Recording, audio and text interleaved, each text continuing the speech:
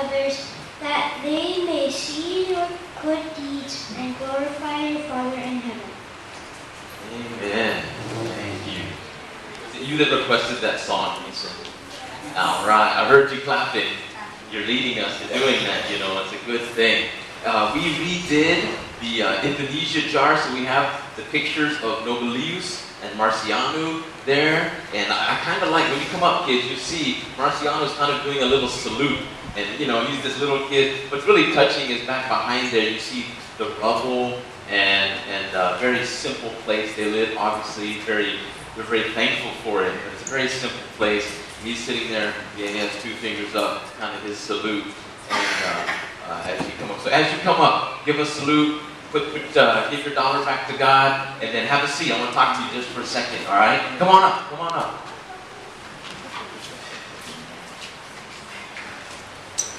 Let's sing the song that goes with that scripture as we're doing this. This little light of mine, I'm gonna let it shine. This little light of mine, I'm gonna let it shine. This little light of mine, I'm gonna let it shine. Let it shine, let it shine. Oh yeah. All right, I enjoyed our singing service, our song service today.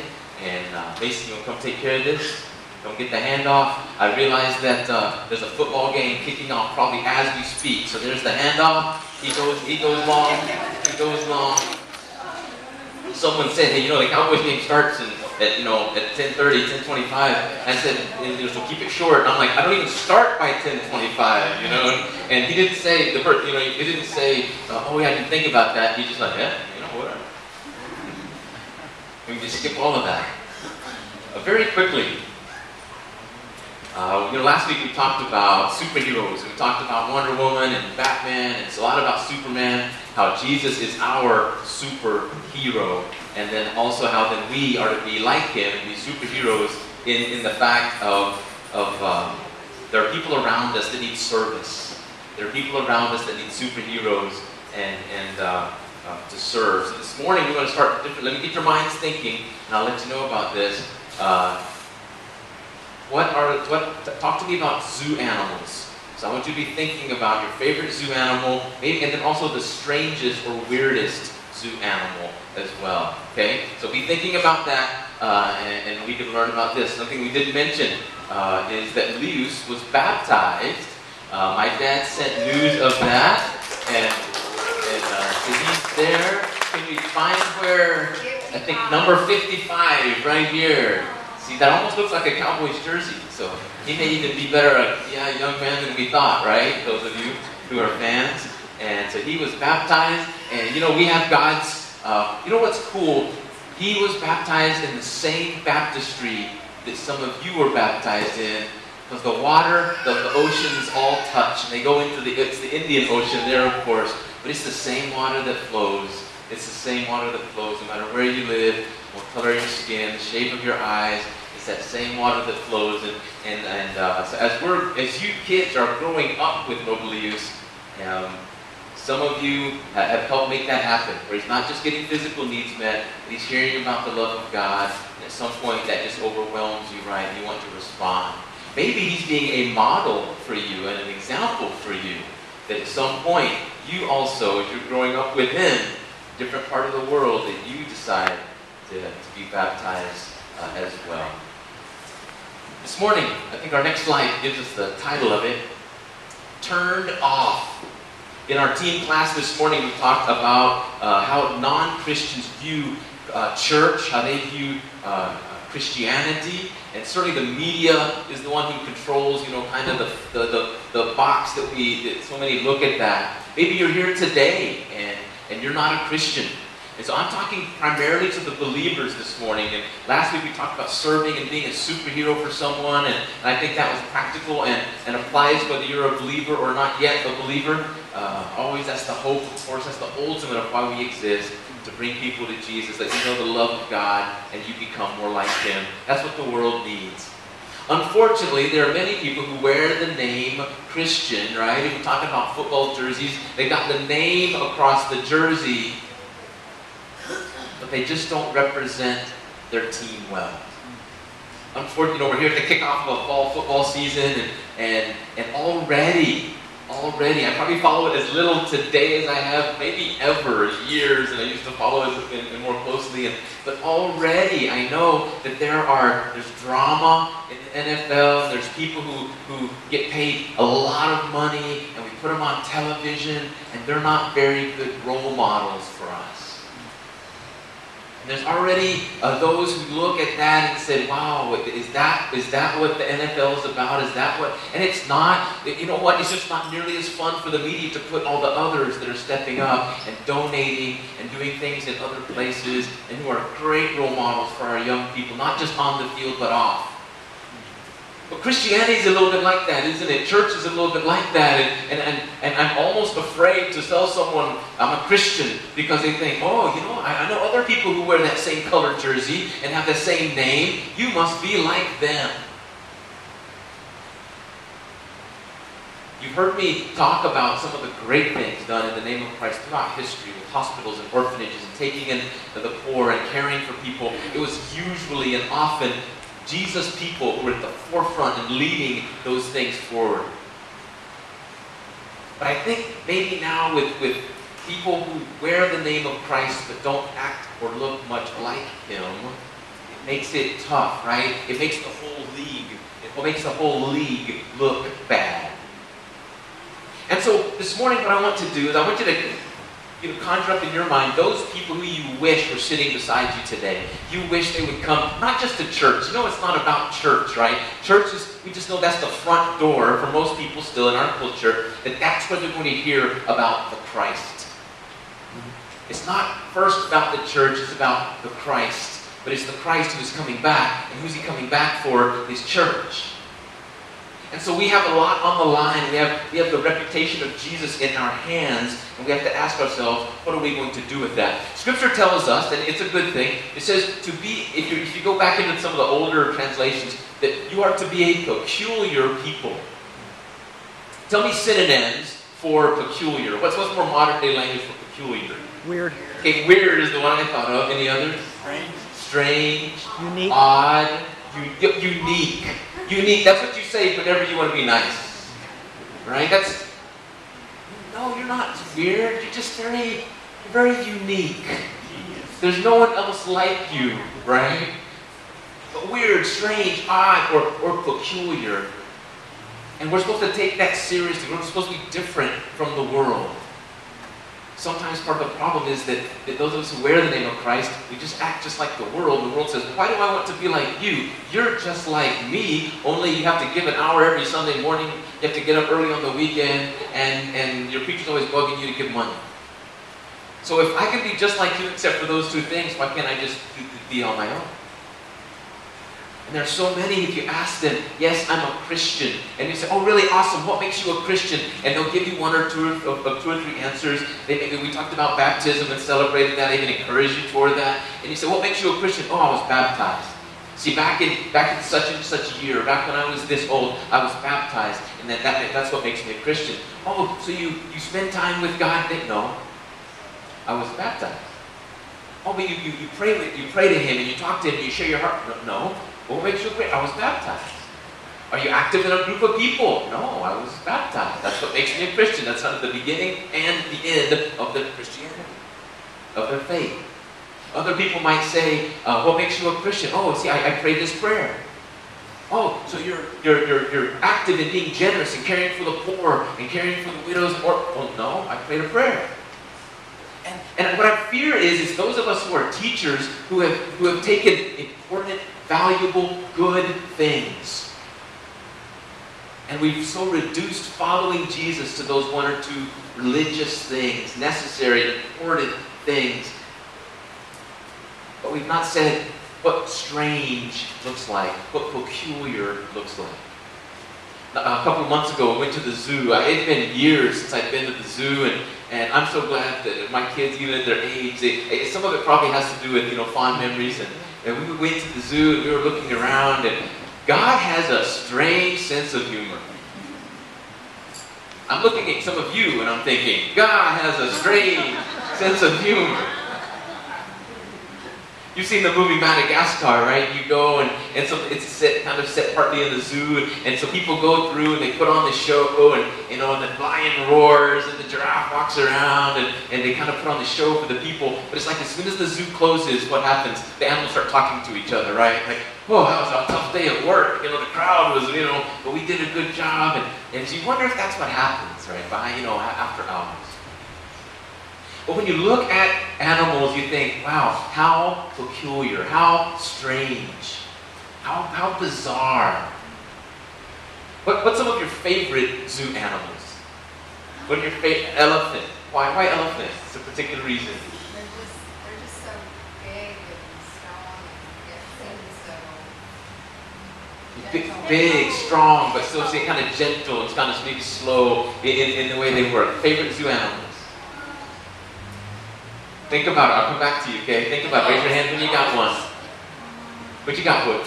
Like a leopard. The leopard. Okay, one of the fastest land animals, right? Oh, lean and fast right there. Did you come up with one? The penguins. So those are just kind of funny guys, right? Really formal. They were always dressed up, right? And then they got the funny walk, and you just look at them and you think, how strange. How strange. Give me two more. The panda bear. I see pandas on you know, like they have new pandas born in China at the zoo there, and you watch them play around, and I really expect whenever the cameras go off, the zoo closes, one of the pandas is going to take the head off. It's going to be a little person in there, right? You know, because you think they look like they're dressed up like a puppet or something like that. Two more. Landon in here. A tiger. Why do you like a tiger? The auburn tigers. Okay, right? There you go. War eagle. What's your favorite zoo animal? Otter. The otter. Okay, now that's Just chill out. okay. That's not just strange. That makes you strange because you think that's your favorite animal. You like the otter. Why? They like to hang out. I always wanted to be an otter, just kind of chill out and like eat friends. Okay, just hang out, right? You know how they swim. They just get on their back and float around, right? No. What about strangest zoo animals? What are strange? The otter is one of them. Like it does double duty, right? What's a strange zoo animal? The anteater. Okay, the anteater. You got the long nose. Wow, how strange, right? Does that strangeness serve him or her? Absolutely. How they eat, how they thrive, those kind of things. Okay. And someone hasn't shared yet. Who? A snake. Okay, a snake. We even have kind of, it's a biblical animal, right? But how odd how they travel, those kind of things. What you got, Kevin? Okay, that made my list too. The platypus. Yeah. And you're thinking, okay, you don't know how God created. I'm not getting into that whole story. But you wonder partly, was it like he was sitting around with some Play-Doh, and like, all right, I'll form the giraffe, stretch the neck out. The hippopotamus was just kind of a big lump right there, right? And, right? And then you took the hippopotamus and put a horn on it. Now, okay, well, I'll call that a rhinoceros. But then you think, the platypus, did he form something like the form of a beaver or something like that? And did one of the angels accidentally step on it, right? And flatten out the bill? And that's just a strange animal, right? Someone who hasn't shared. What you got, brother? Cal. Tasmanian devil. Oh, okay, the Tasmanian devil, right? What a strange creature, right? Here's a few that I put down. What a peculiar animal. Okay, well now you're getting too technical on me, see. You're smarter than I am. Those are big words. So, what about the orangutan? You watch them, right? It's just so interesting. What about the toucan?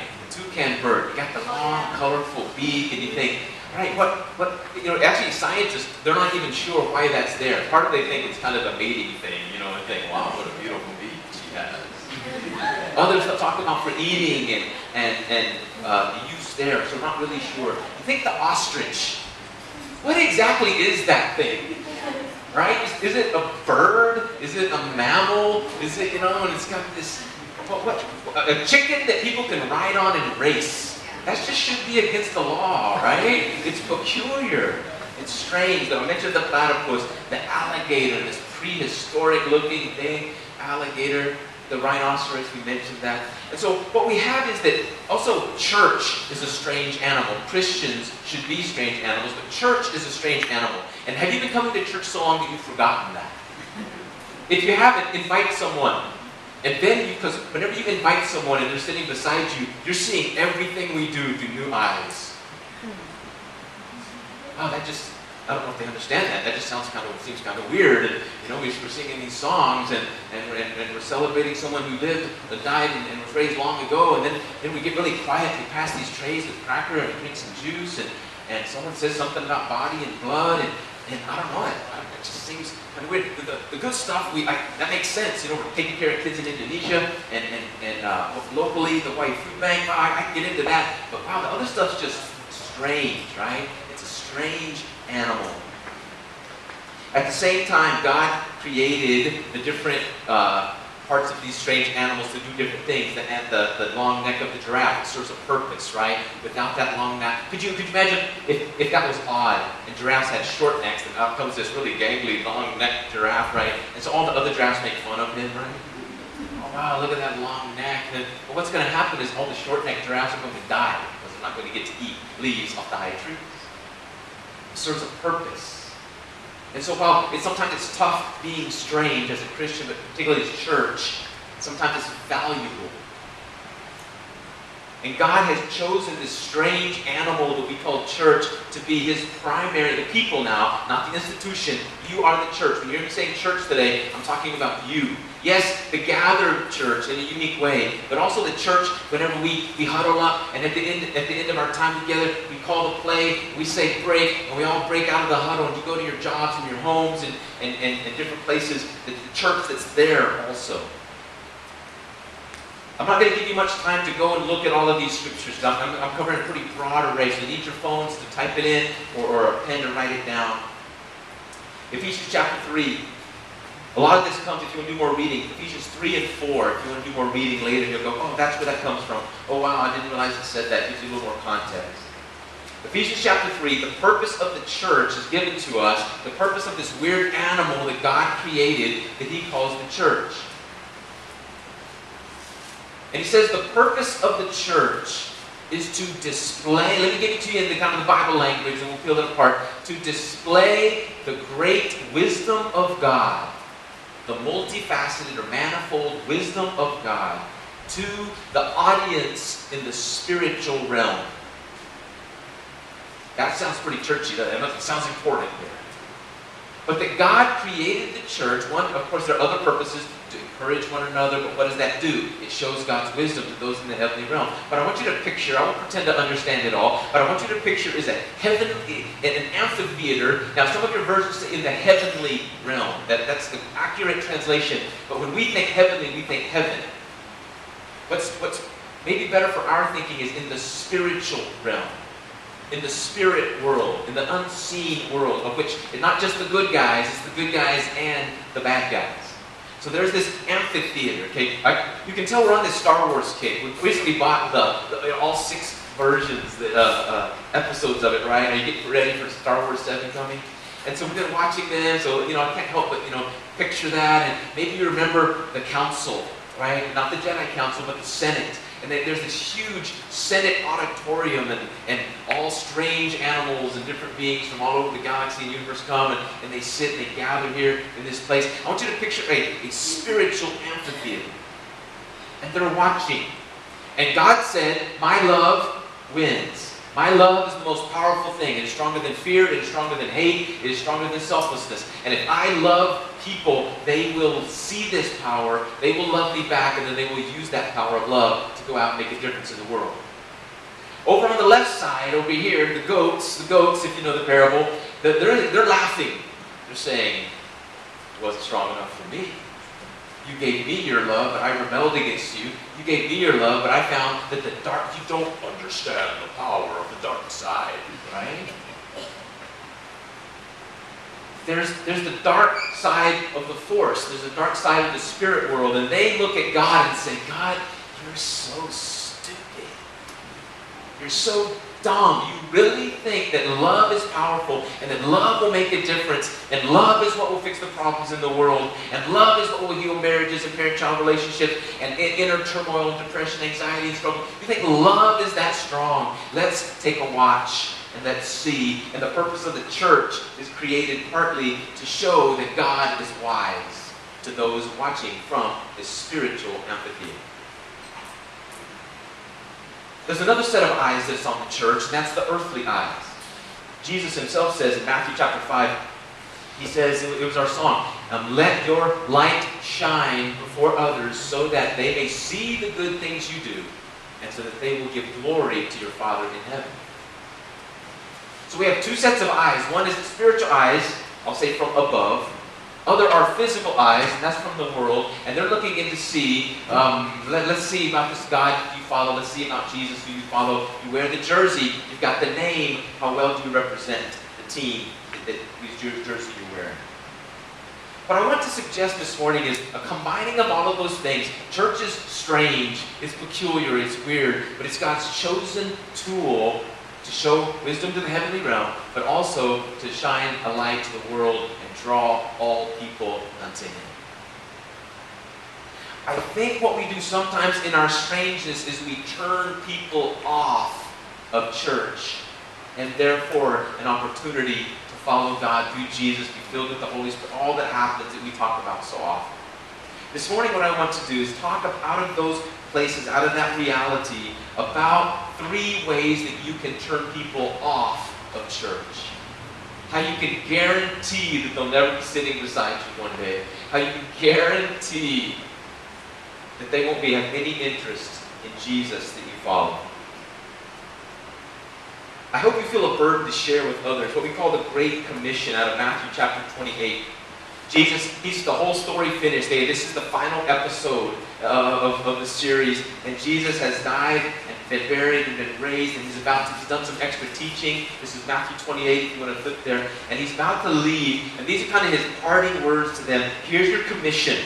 He says, therefore, go and make disciples of all nations. Go make Jesus followers of everyone. Go and invite other people to the table. Go invite other people to accept the good news about Jesus.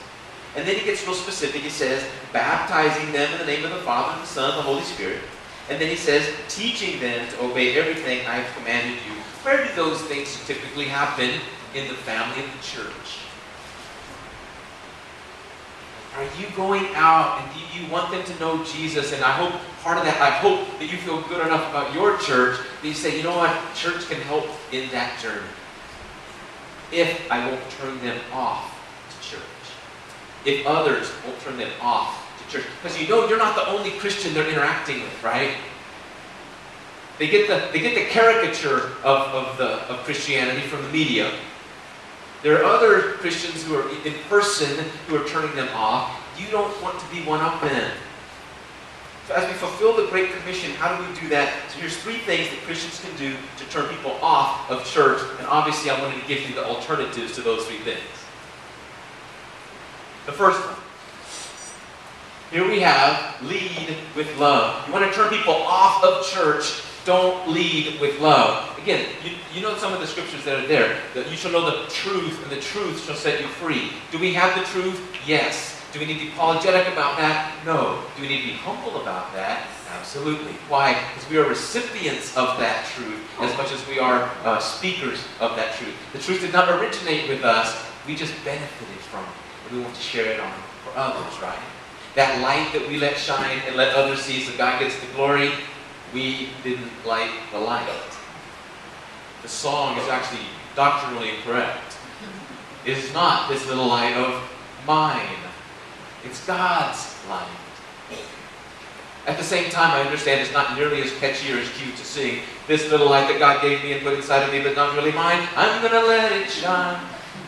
So I don't have a problem with how we sing it, but we know, yes, it's been given to us, so in that sense it's mine. But originally what it comes from God. There's no arrogance, there's no pride that comes into that. So what do we have? We have 2 things, and I'm oversimplifying a little bit, but we have truth and we have love. We have the truth of the holiness that we need to imitate of God. We have the truth that we've been set free. We have the truth that as we become like Him, we become more holy. Follow me as I follow Christ, Paul says. We are to be holy as God is holy. That's a high standard, isn't it? There's truth. There's responsibility in being a believer. We have truth and we have love. I think part of why we're turning people off, people are turned off, is because there are some people out there, believers, Christians, our brothers and sisters, but they want to lead with truth, not with love. I think we're pretty good face to face. Face to face, I think, they're right there in front of us. They seem like a real human being because they are. They seem like, maybe as they share struggles with us, we can relate because, oh, you know what? Before I was in Christ, that was my thing. Maybe you're in Christ and you're still aware of that struggle that's in you. God hasn't sanctified that, hasn't chiseled that away off of you yet, and that's there. And so we seem to be more human when we're face to face. I think other places it's kind of a new thing. Are you a Christian? Are you leading with love in your social media? In Facebook, when you're not sitting face to face, is it easy just to copy paste and it's easy to set the link right without really looking at it and saying, hang on, am I leading with love or am I telling them the truth? Do they need to know the truth? Absolutely. But what is it that helps them listen to the truth? It's leading with love. You know the saying, they don't care how much you know, so they know how much you care. So first of all, lead with love. Lead with love. Bring them to Jesus. There are stories that I've read this week in preparation, and we have some of the stories right here. I don't want to point anyone out or embarrass anyone. So I'll tell you the stories.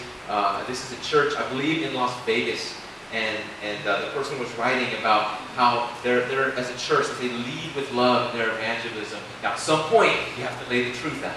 At some point, you cash in on the credit that you have in leading with love, and you say, you need to know Jesus. Can I tell you about my relationship with God through Jesus? Can I talk to you about that? Can I share that with you? And sometimes we have to do that.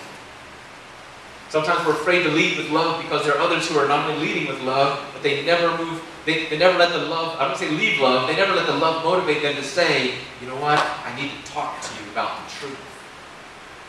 But you have to lead with love. It's what Jesus did. He drew people to him, then he said, I got some truth, and good news that you need to hear.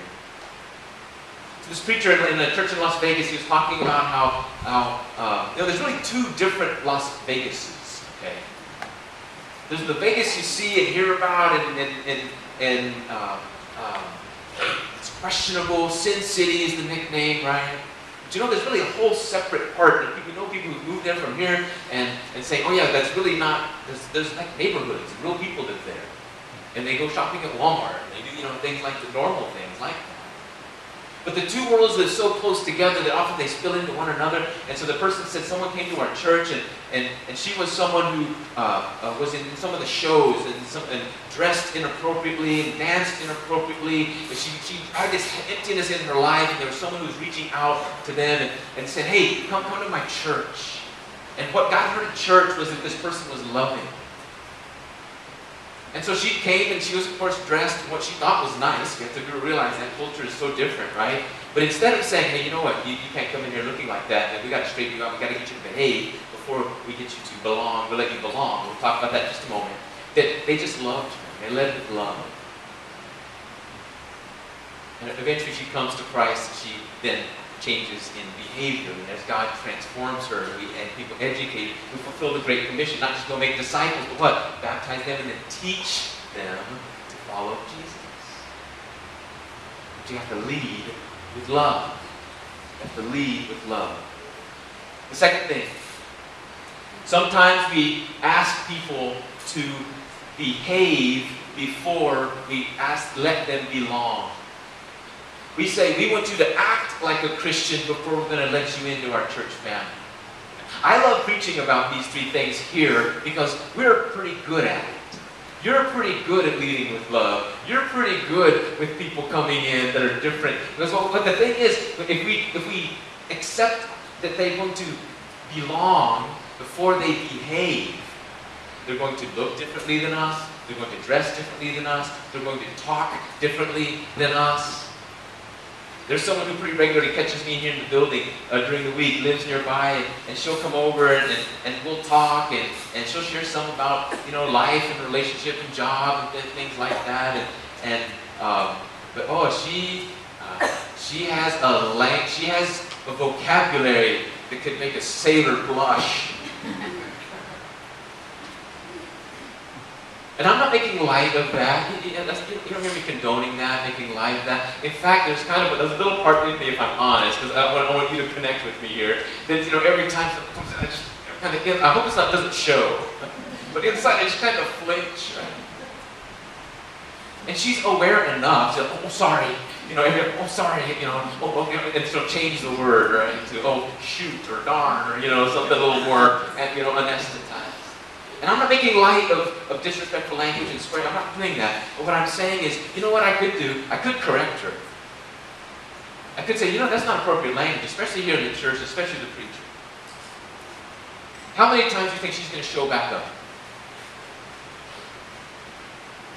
I hope what we're doing is leading with love so we can tell each other the truth. I hope what we're doing is saying, you know what, you could belong here with this family. They're going to love you. You have no idea how much they would love you and welcome you to be here even before you behave.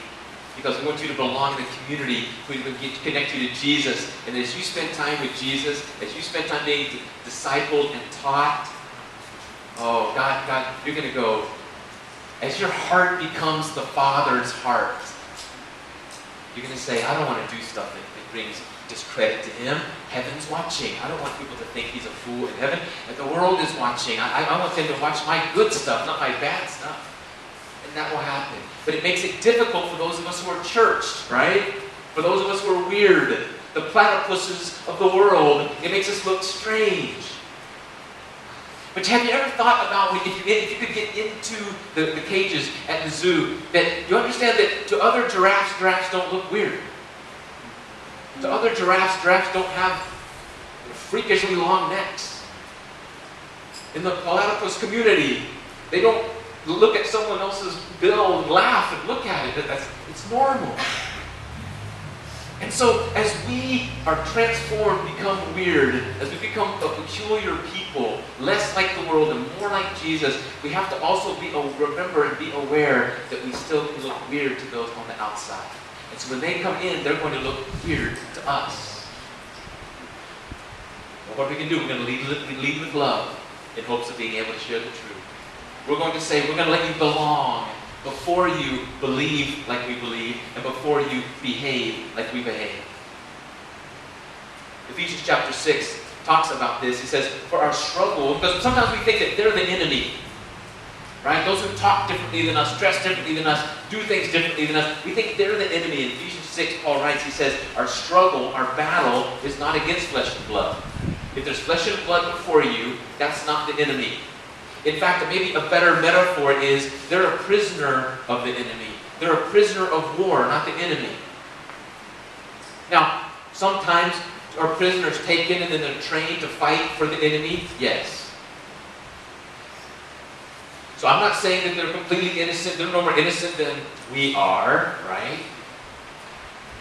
But they're not really the enemy. They're prisoners of war. Our struggle is not against flesh and blood, but where? Against the rulers and against the authorities, against the powers of this dark world, and against the spiritual forces, here's that phrase again, back in the heavenly realms. So believers, lead with love in hopes of looking for opportunities to tell the truth. Ask people, invite people, and allow people to belong before they believe and behave. Third one. Our unity has to be found first in our brokenness, second in our belief. Now you've been nodding with me, you've been tracking with me for the first two. This one might be a little bit more of a stretch. I wrestled with it a little bit too, and I thought, no, that's correct. That's the way you want to say it. And what I mean by that is, certainly does this belief in Jesus Christ as the Son of God, and the good news, does that unite us? Absolutely. But if our belief broader than that becomes our primary source of unity, our primary source of community and connection, then we are doomed. Because all we have to do, I know the human nature, all we do is we just keep talking. Oh, you believe in Jesus? Me too. We're brothers. Then we start studying the Bible together. We go, yeah, it's simple what that means right there. So, oh, yeah. And I think it's simple what it means, but how come I don't think it means what you think it means? oh no, we're not brothers. And there's this division that starts to seep in, and instead of being united solely or first by our belief, I want to propose that we're united first by our humanity, by our brokenness. You can't be in the same church together because you don't believe what she believes, and she doesn't believe what he believes, and he doesn't believe completely what her believes, and your beliefs don't align perfectly. Now you know, again, just like the cursing, just like truth, just like the other examples I've used, I'm not diminishing belief. You know that. I think we spend about 99% of our time together talking about what we need to believe. But as we're reaching out, fulfilling the Great Commission, so much of that is to say, you can be united with us, but how can you be together if you don't believe exactly the same? Because we're equally broken. Jesus is in that place. And I come for Jesus. And when those issues come up, we talk, we hammer, we sharpen iron against iron, and we study, and we disagree. Sometimes we change each other's minds. We show each other things that we hadn't seen before. Sometimes at the end of the day, we say, oh, you know what, we're going to have to agree to disagree. But whenever we come back and say, well, we're not disunified, we're not divided, we have unity. Why? Because at the beginning of the day, at the end of the day, I am still a sinner, I am broken, saved only by the grace of God. And if that's you, we can be brothers and sisters. So we're going to lead with love, looking for a chance to put in truth, speak truth. We're going to find that we're inviting people to belong in our community before we expect them to behave like Christians. Christians have a hard time acting like Christians. Why are we expecting non-Christians to act like Christians? And then we're also going to keep sharing brokenness as well as belief. I think I quoted it on a Wednesday night, and it was kind of our Dietrich Bonhoeffer quote. If you don't know him, he was a Christian during World War II, Nazi Germany, and obviously he was arrested because of his beliefs and working against the Nazi regime and government. And we have a lot of his writings and his biographies become very popular. And one of the things that Dietrich Bonhoeffer said is that when we confess our virtues, when we confess our goodness to one another, when we confess our virtues, we become competitors. You hear that? When I tell you how good I am, something in you wants to go, oh yeah, well, I did this, or I did more. And there's something in us, it's our insecurity. Because we're separated from God in an ultimate sense, and out of our insecurity, we become competitors. We start telling how good we are to one another. When we confess our virtues, we become competitors. But he said, but when we confess our sins, we become brothers and sisters. Whenever we say, oh, here's my struggle, here's my sin, it invites that out of others as well, right? Oh, I don't understand that one, I understand this one. And it unites us instead of divides us. What is that? It's a admitting, and it's a unity that comes about out of our common brokenness, not only our common belief. A final thought, we're done. We talked about all these strange animals on the Australian coat of arms. I don't believe it's not on their flag, but on their coat of arms, right? You know, kind of British colony, and they kind of carry some of that stuff still. On there you'll find two animals, and they might fit one of our strangest animals list. You'll find an emu and a kangaroo. And if you study, at least from what I found on the internet, everything on the internet is true. What I found on the internet was that these two animals on the coat of arms for Australia, if you go back far enough, they're not just strange-looking animals. They're representative of something. And there's the thing these two animals have in common, an emu and a kangaroo, is they can only move forward. The three toes on the emu have it such that it cannot walk backwards. If it wants to go that way, it has to turn around and walk forward that way. On a kangaroo, obviously strong and can might give a cheetah a red run for the money. It can move forward fast, but because of its tail, it cannot ever back up. And if we're going to be strange animals, can we just accept that, right? We're odd ducks, we're strange animals, Christians in the church, and part of that we're supposed to be. But maybe we can be the right strange animals. Part of the animals of being like a kangaroo, where we're always moving forward. And I think as culture changes, and we kind of find we're getting baited into fighting. We're getting baited. We're getting sucker punched from time to time. We're getting baited. We're being called out for being Christians. And from time to time, we're going to be invited into a battle, and that will be going backwards. Instead of knowing who you are, knowing that you're a child of God, knowing that you're secure, embracing your weirdness and strangeness as believers, even growing into it, but never being sucked into the cultural battle, but always moving forward. And you're saying, I'm not going to fight like the world does because I come from a different place. I've turned my back on that way and I follow a different way now. His way, the way, his name is Jesus. And I think one of the ways that's important as a church, and I'm so encouraged by this church, that we're going to do what? 3 things. Lead with love as we tell the truth. We're going to deal with belonging. We're going to invite people to belong before we ask them and expect them to behave. And then we're going to share community around brokenness as well as our belief. All of this, of course, is not to build the church institution. It's to point people toward Christ. It's to say, Hosanna, Jesus, come. Come and be our rescuer. You are the one that we're pointing to. A final story that's here, I didn't ask Charles. I hope I can share it. At work, he works at the YMCA there, and I want to tell you, he's such a light there. I know others of you too, your light's in your place of work. And he's a light there. And he recently had someone come up to him. She doesn't live anything that you would consider a Christian life. But he's open about his Christianity. So he's not some undercover, some undercover Christians, right? And he's like, no, come on, let the badge show. Just back it up. Is your team, halfway through the season, you'll be wearing a trench coat over some of your jerseys, right? Because the O and something record, you'll be embarrassed. Oh, come on, show the colors. So he's someone who's open about that, but he's defying the stereotype. And just this last week, he had this person come to him and said something about, I've never met a Christian like you before. How come Christians hate people like me so much?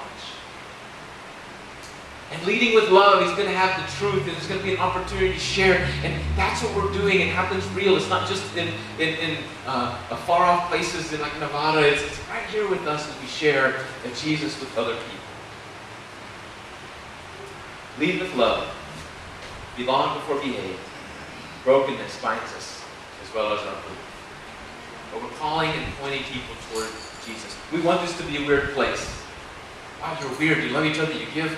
You're generous with one another. You look out for other. You give money to people you don't know. You're loving.